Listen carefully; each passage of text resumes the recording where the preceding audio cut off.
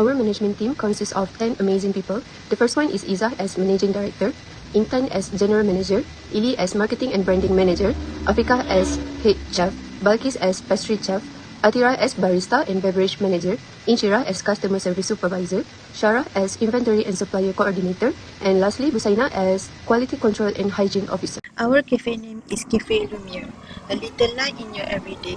We are a warm, homegrown Malaysian cafe that opened in 2023 with one simple wish, which is to fill your days with more happiness, comfort, and truly delicious food.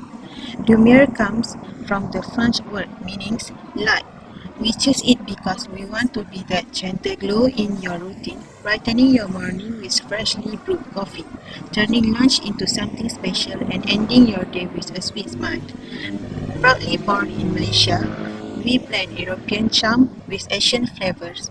Step inside and you will find buttery croissants, wholesome meals, handcrafted desserts, specialty coffees, and refreshing teas, all made with love and the best ingredients.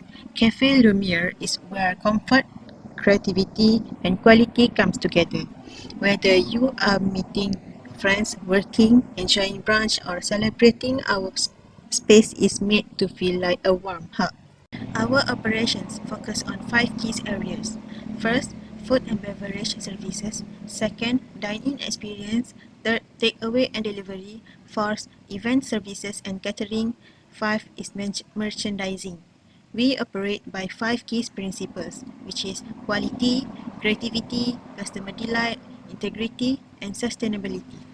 Our company's vision is to sprinkle cities with little pockets of Lumiere, which bright, beautiful cafe where food steals the show and every guest leaves glowing.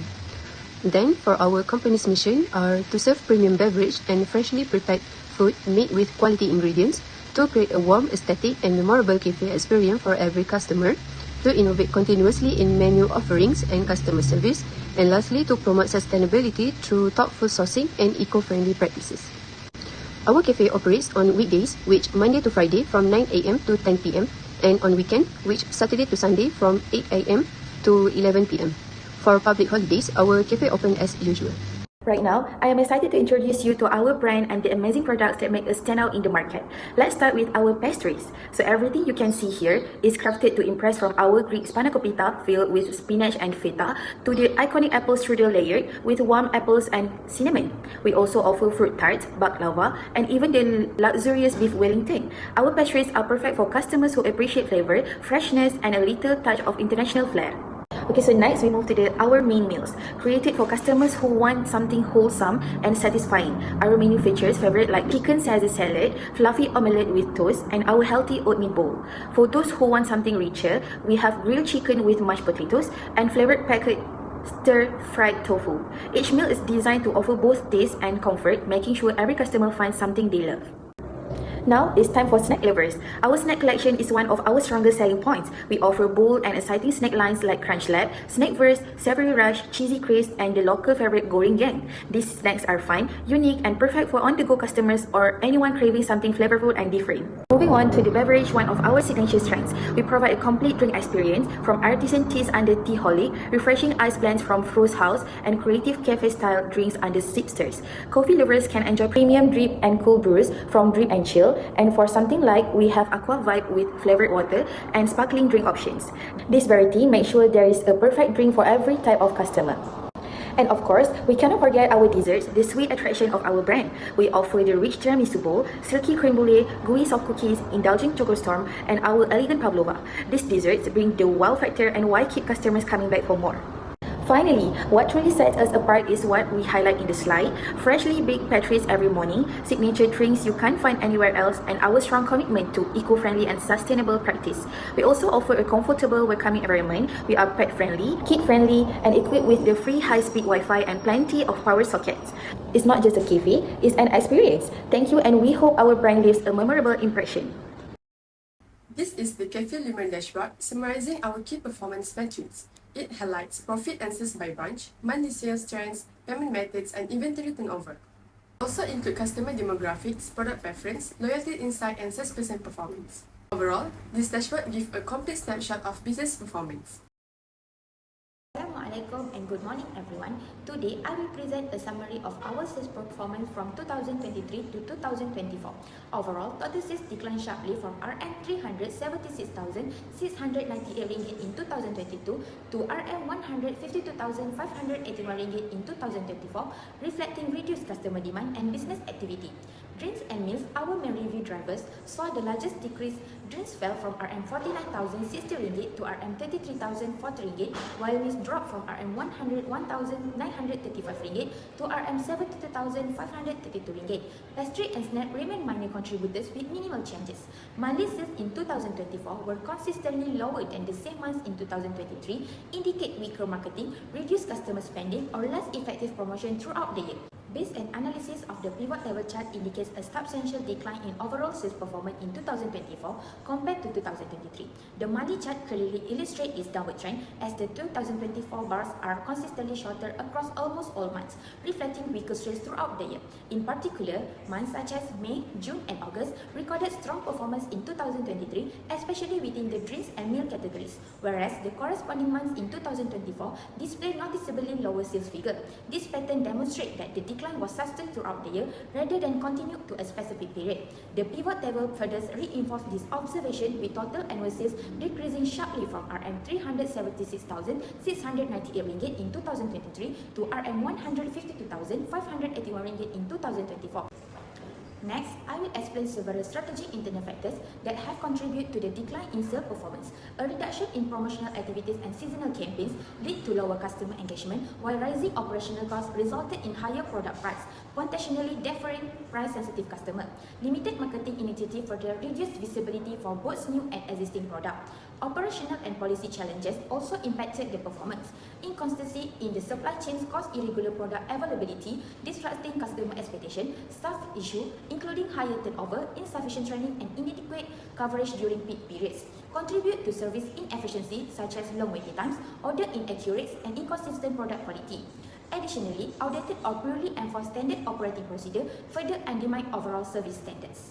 Other than that, external factors significantly affected our sales between 2023 and 2024. Rising living costs, including food inflation and higher food price, led consumers to reduce spending on non-essential items such as snacks and dessert. This shift is reflected in weaker and inconsistent sales across the year. Heightened competition also played a role, with rivals using aggressive marketing, loyalty programs, seasonal promotions, and product innovation. New cafe and delivery-only brands increased market saturation, and competitors who quickly adapted to trends like healthier and convenience-focused options gained market share. Additionally, regulatory change and evolving social expectations such as higher minimum wages, stricter food standards, and demand for healthier, environmentally conscious products influence consumer behavior and reduce demand for traditional offerings. Last but not least, following the sales decline in 2024, our company is implementing key strategies to drive recovery and sustainable growth in 2025. We will strengthen sales and marketing through festive campaigns, combo disc loyalty programs, targeted social media ads, and influencer collaborations. We will also reach new customer segments and optimize pricing with value sets, bundle deals, and tiered options. Menu innovation will introduce healthier choice, low sugar drinks, seasonal flavors, and convenient grab-and-go items based on customer feedback. Next, operational improvement, including better staff training, inventory control, and quality assurance will ensure consistency, increase digitalization such as POS analytics, online ordering, and contactless payment. It will boost efficiency and support data-driven decisions. Sales analysis by brands. This graph illustrates the sales performance across all 8 branches from GN001 to GN008. We can see a gradual increase in sales from GN001 up to GN004.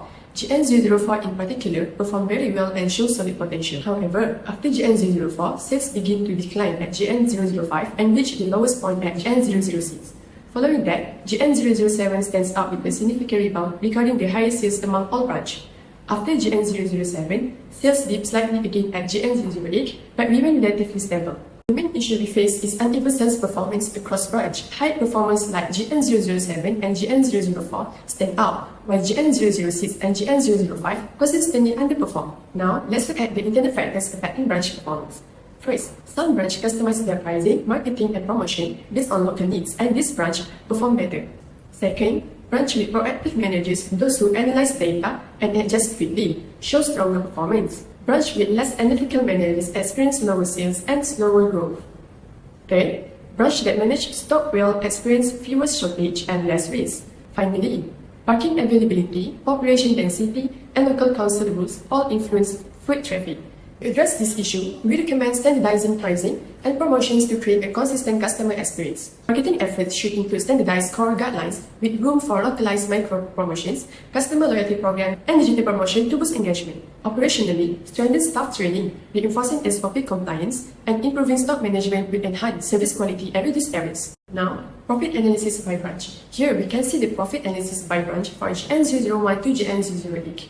Overall, the chart shows that profitability varies quite significantly between the branch. GN007 stands out as the top performing branch, generating the highest profit at 32,409 ringgit 96 cents. On the opposite end, GN006 recorded the lowest profit with 16,883 ringgit 44 cents. Most of the others branch fall within the mid-range between 18,000 ringgit to 26,000 ringgit. GN02 and GN004 perform relatively well within this group. We can also observe a noticeable fluctuations. Profits rise from GN01 up to GN04, then drop through GN05 and GN06, before sharply increasing again at GN007. In summary, the graph clearly shows that branch performance is not consistent. The average net profit per branch is around 22,792 ringgit, yet 5 of the 8 branches fall below this average. Next, I will explain the internal factors affecting profit across our 8 branches. First, branch apply pricing policies and marketing efforts differently. Some adjust their price and run targeted promotions that fit their local market, helping them attract more customers and achieve higher profits. Second, branch that invest in proper training tend to deliver better service. This directly improves customer satisfaction and profit. Third, some branch maintain strict quality control, but when production standards vary, it affects customer trust and reduces repeat business, ultimately lowering profit. Now let's look at the external factors that also influence branch profitability. First, branch in areas with lower purchasing power naturally have lower profit potential. Second, as living expenses increase, customers become more cautious with discretionary spending. This will reduce sales volume, especially in more price-sensitive neighborhoods. Lastly, local restriction or construction activities can reduce foot traffic and increase operating costs. So, to address this challenge, we recommend standardizing core promotional campaigns across all branches for consistency. Exploring new customer segments, including corporate catering and family meal deals, will help grow revenue. Flexible pricing strategies should be implemented to reflect local economic conditions and competitive landscapes. Operationally, we should strengthen staff training and leadership development to ensure consistent and high-quality service. Improving inventory management with automated tracking and regular audits will reduce risk and avoid stock shortage. In 2024, sales fell 7.6%, showing weaker customer demand and the need to adjust strategy. Most desserts declined except the tiramisu bowl, indicating a preference for premium options. Drink performed well, led by Drip and Chill, while some like Aquabat and Teaholic declined. Meal mostly increased, especially chicken Caesar salad and omelette with toast. Top, the oatmeal bowl fell. Pastry dropped significantly with only apple strudel improving, showing the menu need refreshing. Snacks were mixed. Snackers and cheesy crisps grew, while crunch light and savory rice declined. So strong items should be expanded and weaker ones revised. Based on the previous analysis, one key issue is the decline in overall sales. Total quantity sold dropped by 7.6% in 2024, showing weaker customer demand across several categories. This decline was likely caused by shifting customer preference, stronger competition, limited promotional activity, and several menu items that no longer match current market trends. First, I will present the internal analysis on business strategy. In 2023, the company took a conservative approach with uncapped price, basic promotion, and no new product, keeping operations stable but limited growth. In 2024, price for premium items increased without stronger marketing. Customers became more price sensitive, younger consumers were not targeted, and competitors gained attention. This led to a lower engagement, weaker visibility, and decline overall performance. Next, for internal factor operation and policy. In 2024, the company faced several operational issues, whether related cost inconsistent ingredient suppliers, especially for popular desserts. Workflow didn't match customer traffic, leading to congestion and slow service, and outdated equipment further reduced efficiency. On the HR side, limited training created inconsistency in food preparation and customer service, while SOP compliance declined due to insufficient guidance for new staff. Together, these problems negatively affect service quality, efficiency, and customer satisfaction. Next, I will explain economic and market conditions. In 2034, higher inflation made customers more price sensitive, leading to weaker demand for premium dessert and pastries. Buyers shift toward affordable refreshing drinks like Frost House and Drink Tea, while many pastries were viewed as less essential. The second external factor is competitive and industry trend. In 2024, competition intensified as other brands ran stronger promotion, launched a new menu item, and used aggressive digital marketing. Seasonal deal and value bundle attract younger, price-sensitive customers, while our limited promotion reduced visibility. Competitors also adopted technology like AI ordering and self-serving kiosks, and our solid adoption weakened our competitive position. The third external factor is regulatory and social influence. In 2034, strict regulation and rising labor costs increased operational pressure. Higher environmental expectations and shifting social trends toward convenient food and visually appealing drink boosted burger sales but reduced demand for pastry and traditional desserts, significantly impacting performance. Lastly, recommendation for 2035, we will boost sales with seasonal campaign, value bundles, social media and influence partnerships, short form video and upgraded loyalty program with engaged customers. Menu innovation will focus on healthy desserts, specialty drink and modern snack, while underperforming pastry will be revised. We will target younger, health-conscious consumers, expand delivery and online ordering, and use balanced pricing with value, premium option and bundle to stay competitive and profitable.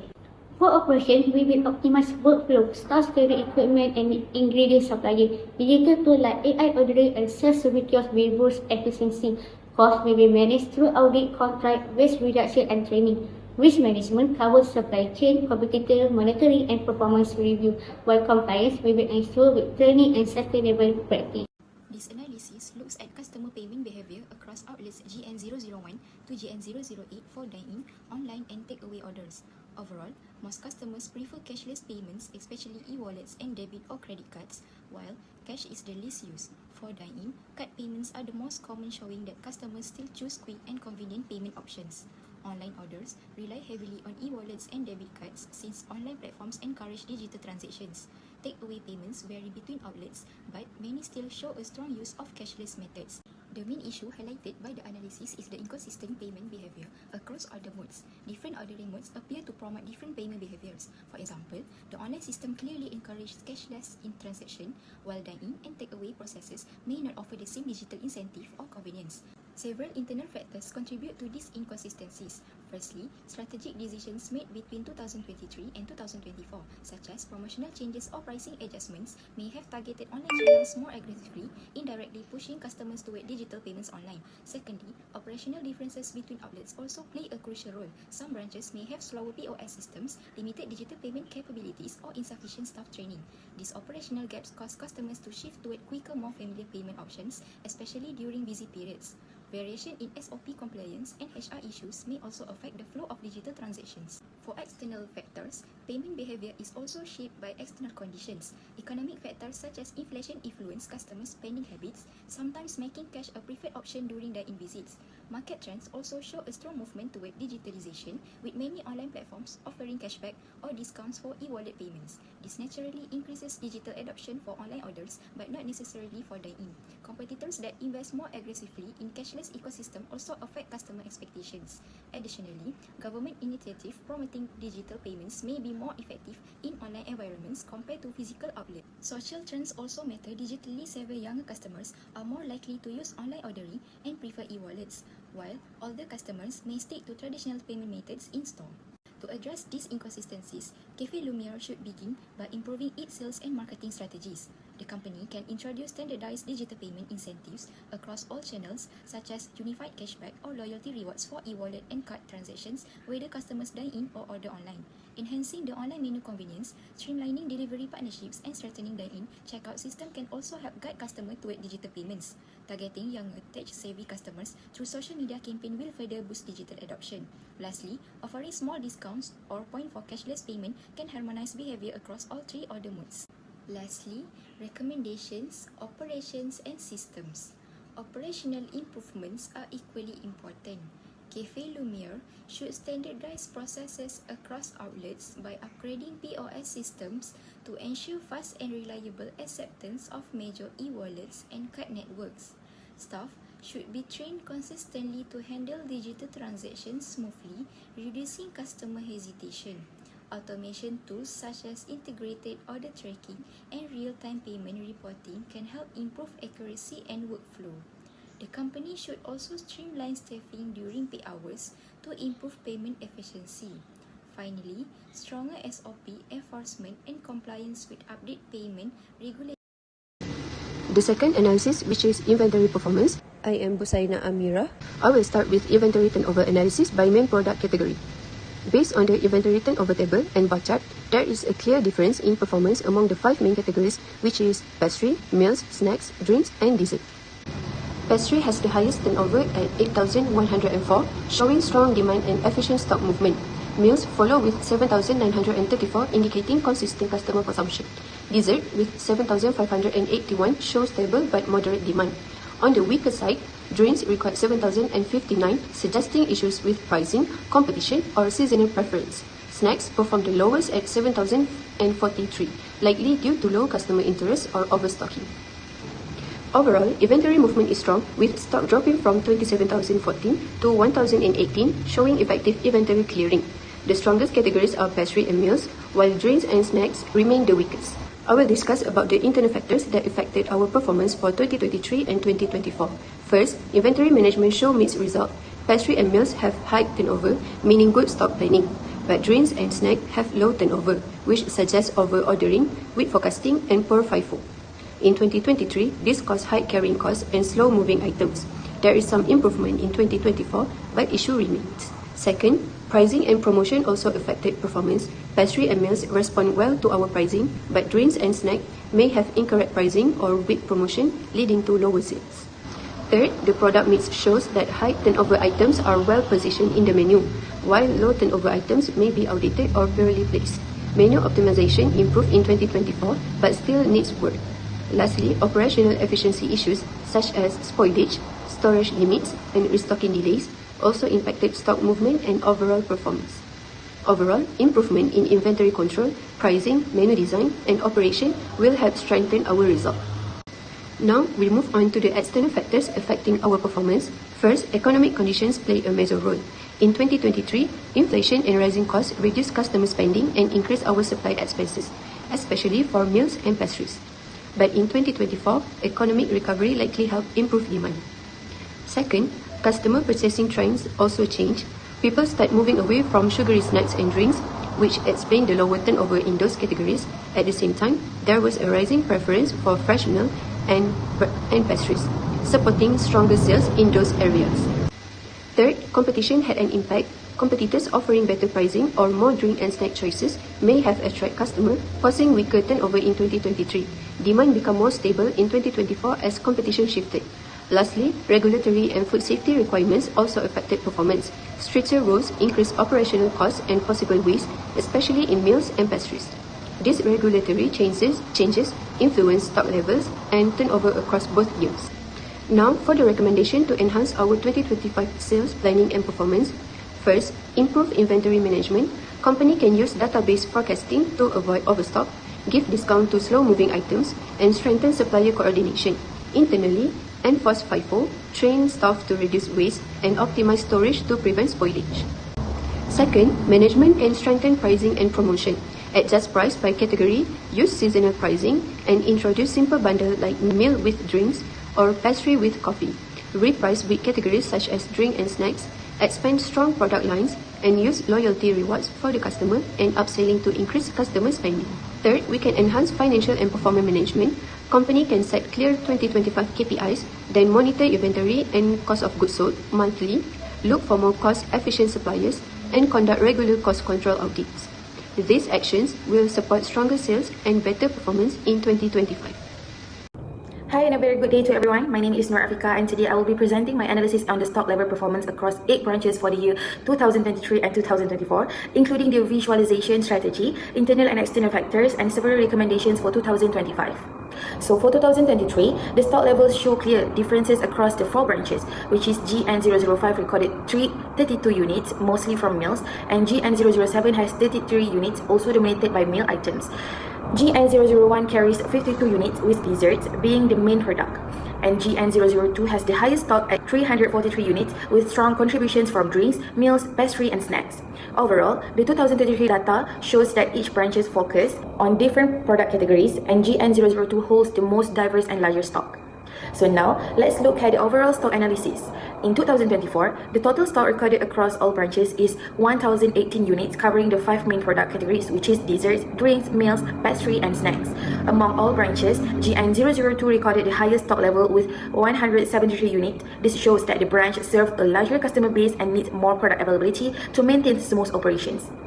So branches such as GN001, GN003, GN005 and GN007 carry between 76 to 90 units, which indicates stable demand and a balanced variety of products. We also found some branches with specialized stock, for example, GN004, which focuses mainly on desserts, and GN003, which has a higher concentration of pastry and snack items.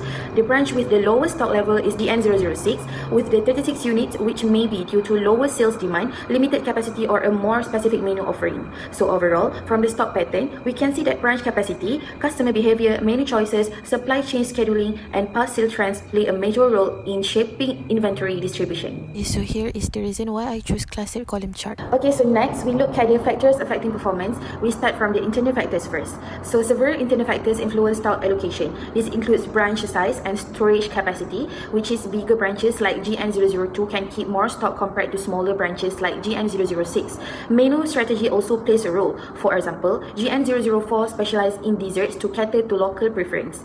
Inventory management practice such as forecasting, reorder processes, and stock monitoring also determine whether stock is sufficient or not.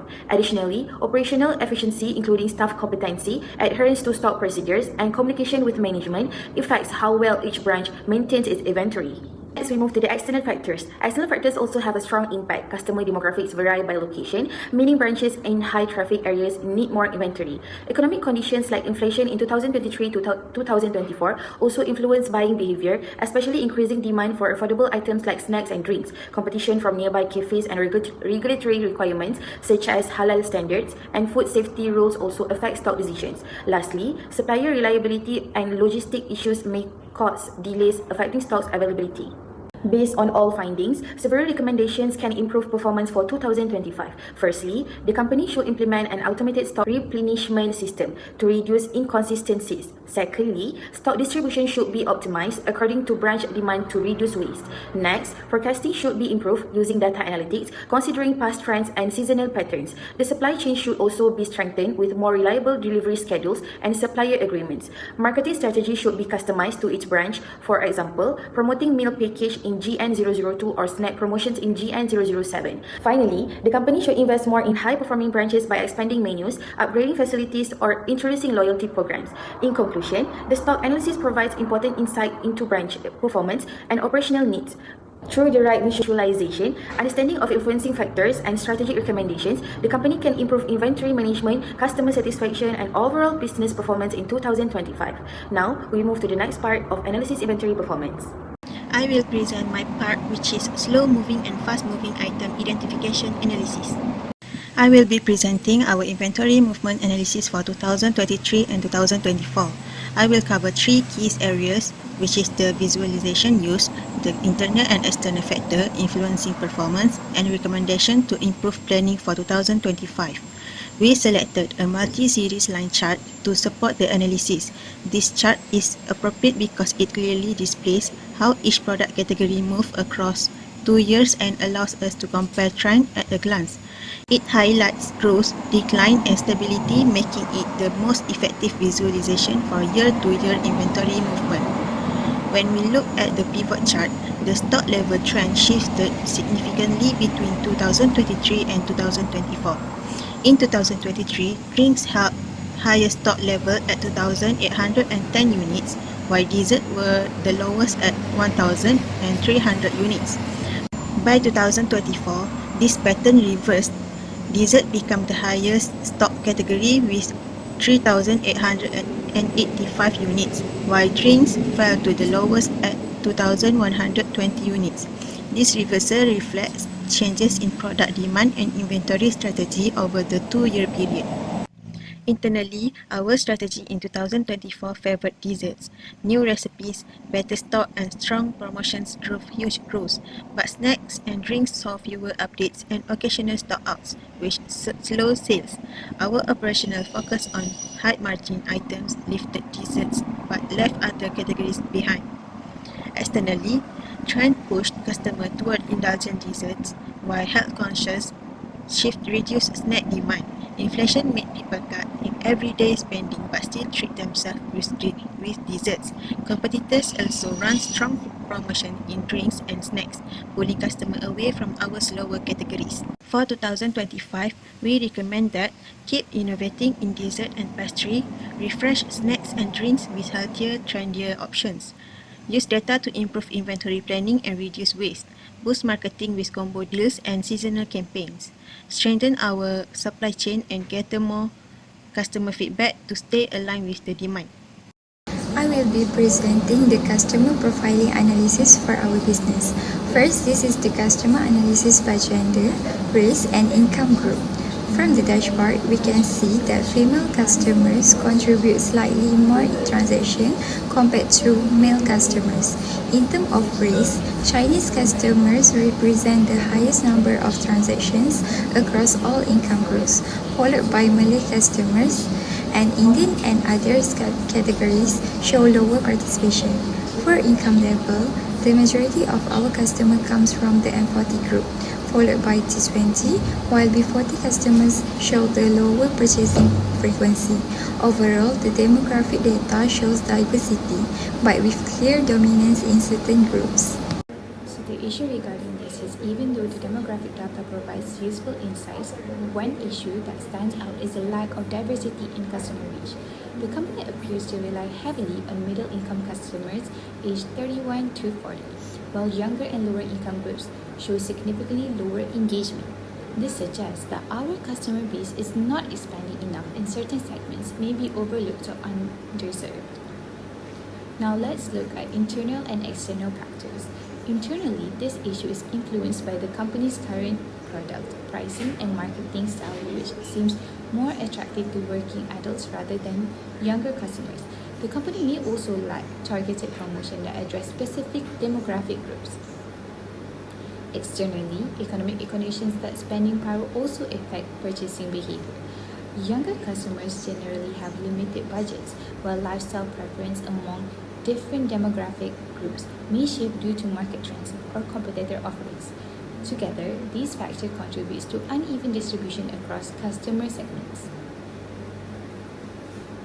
Now let's move on to recommendations. To address this issue, the company should consider broadening its marketing strategy to appeal to younger and lower income groups.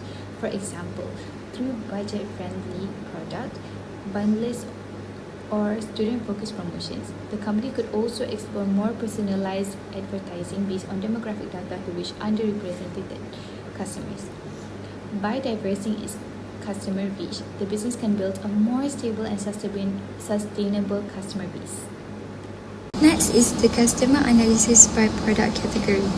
Here we can see that drinks are the most popular items across all age groups. Dessert and snack are preferred mainly by younger customers aged around 18 to 34, while meals and pastries shows more balanced consumption among customers aged 35 to 54. The 55 to 65 age group has the lowest overall engagement, especially for dessert and snacks. This indicates that different age groups have different product preferences. There are a few key issues. First, the progression from bronze to silver and gold is very low. Second, customers may feel the rewards for higher tiers are not attractive or motivating. Third, certain racial groups are underrepresented in the loyalty program. Now, let's go to internal and external factors. Internally, the loyalty reward system may not be compelling or well-promoted. Customers might not clearly understand the benefits of reaching higher tiers. Externally, competitors may offer stronger or more rewarding loyalty programs, and economic factors may limit frequent repeat purchases. Last but not least is recommendations. To improve loyalty engagement, the business should enhance the reward structure by offering more meaningful incentives such as free items, birthday rewards, or exclusive menu access for silver and gold members. The program's benefits should be promoted more clearly through in-stores display and social media. Additionally, point booster events and special challenges can encourage tier progression and improve customer retention. Lastly, this is the customer analysis by loyalty status. The bronze tier has the highest number of customers, while silver and gold tiers have much lower participation. This shows that many customers join the loyalty program but do not progress to higher tiers. Chinese and Malay customers dominate all tiers, while Indian and others show lower involvement. Now let's move on to the issue. From this analysis, several issues can be identified. Product engagement is uneven with younger customers dominating certain categories such as desserts and snacks. Drinks show high dependence, meaning a drop in drink sales could impact an overall revenue. The older customer segment shows limited interest, suggesting the current menu may not fully suit their preference. Now, let's move on to internal and external factors. In terms of internal factors, the menu design and flavor profile may be more appealing to younger customers. There are limited healthier or senior-friendly options available. Externally, younger customers are influenced by trends and social media, especially for desserts and drinks. Older customers often prefer less sweet, simpler, or more traditional food items. Last but not least is our recommendations. To improve this, the business can introduce healthier drinks, low sugar options, and traditional pastries to attract older customers. Seasonal or limited time dessert can maintain interest among younger customers. Age-targeted promotions such as student deals or senior value sets can help balance customer engagement. Since drinks are consistently popular, we can continue innovating this category with new flavors and bundle promotions. Assalamualaikum everyone, my name is Nur Isa Batrisha. I will present about salesperson performance analysis. First, let's look at what the whole team is selling. As we can see, our sales volume is heavily founded on drinks and pastries. These two high volume categories form the largest portion of what nearly every salesperson moves. Heavy reliance suggests our product mix may be poorly balanced, leading to high dependency on these few high volume items. While the top performers like SP003 and SP006 sell high quantity across the board, the rest of the team often struggle with higher margin items like meals and dessert. This points to a skill gap in promoting our full menu. Let's compare between 2 years of data 2023 and 2024. When we look at our products, a clearly shift happens between the years. In 2023, sales volume was clearly built on pastries, which is the color dark blue, and drinks, which the color orange, for most staff. These two categories form the foundation of almost every bar. By 2024, the dependency on these items seems to have slightly intensified for many staff, likely because customers continue to seek convenient and affordable items due to ongoing inflation. In both years, dessert, the lowest segment, generally remained the least sold item. More importantly, meals, which is the green color, and snack, which is the purple color, fluctuate widely, showing we haven't found a consistent way to push this high potential item across the entire team. Therefore, the internal factors tied to our products are clear. First, inconsistent sales suggest internal gaps like unclear sales target, insufficient product knowledge, or even stock availability problems for certain items. Next, the continuous disparity shows relaxed structured training programs to teach staff how to sell all product categories effectively. Externally, the market is dictating what we sell. Due to high inflation and rising costs, customers are choosing cheaper, convenient items such as snacks and drinks, which limits the demand for higher price items like meals. We also may experience intense competition from new cafes and kiosks, is diverting customer interest, particularly for our specialty and higher margin items. Now, let's see which salespeople were truly consistent for both 2023 and 2024. Individuals like SP003, which is David Kumaran, and SP006, Alam Malik, remain dominant in both 2023 and 2024. They consistently achieve high sales volume across all product categories. Unfortunately, the struggle persisted. Low performers such as SP022 remain significantly behind the rest of the team in both years. This tells us about our performance gap is not a one-year problem. It is a structural. We failed to provide the necessary coaching in 2023, and that failure simply carried over into 2024. Our current training system is clearly not working for the majority of our team. Comparison confirm two things. The market is pushing customers toward basic items and our internal support system is failing to lift the team. To succeed in 2025, we must aggressively target both the customer wallet with smart promotions and the salesperson skill set with robust training. Move to next analysis, which is sales performance by branch. Let's look at how our locations are performing. This chart confirms our performance is highly unequal, but it also reveals branch level success factors. See a stark difference in location stability. Branches like GN006 and GN002 are consistently strong, while GN007 and GN008 are consistently weak. This is because strong branches likely benefit from experienced management and higher service quality, where weak branches are plagued by issues like poor management, personnel problems, or local promotional efforts. And lastly, I could say that competitors leveraging delivery apps and online promotions are capturing local traffic, which affects the walk-in sales volume of our branches. Let's move to our next analysis, which is the top 3 salesperson ranking by total sale. Our revenue relies entirely on a few stars. First, David Kumaran. He contributed to our sale 26,336, and followed by Alam Malik, 24,062. And lastly, Chu Wong Se, which is 22,572,000. This creates structural instability. Our total income is vulnerable to any fluctuation. Thus, the consistent performance gap proves we lack the robust support system, such as training and incentive, needed to elevate the majority of staff and create a balanced, reliable system. Overall branch, let's specify it to each branch. As you can see here, top 3 salesperson ranking in GN001 is one and only Faizal bin Salim, and next GN002 top 3 sale is dominated by Alam Malik, and next GN003 dominated by David Kumaran, and next GN004 top 3 salesperson ranking is Rudra Ramadevi, and next GN006 top 3 salesperson ranking is dominated by Chu Wong Se, and second last is GN007, which dominated by Sarah binti Muhammad, and lastly GN008, which dominated by Rashida Ilah. Therefore, I could say that each branch has a different top performance.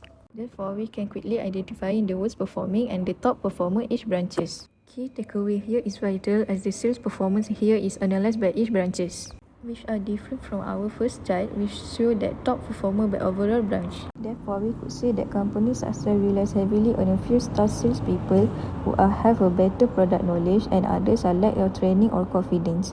Thus, one of the internal factors is the company is too dependent on this top few performer. In contrast, the bottom salesperson like SP022 might experience a rival that using a better digital marketing. Other than that, government rules such as food safety and wage regulation could also be one of the external factors. And lastly, inflation and rising costs may make customers spend less on expensive items, that directly limiting the total revenue that can even top salespeople can achieve. Therefore, I could conclude that companies should focus to stabilize the team and fix the operation to eliminate dependency.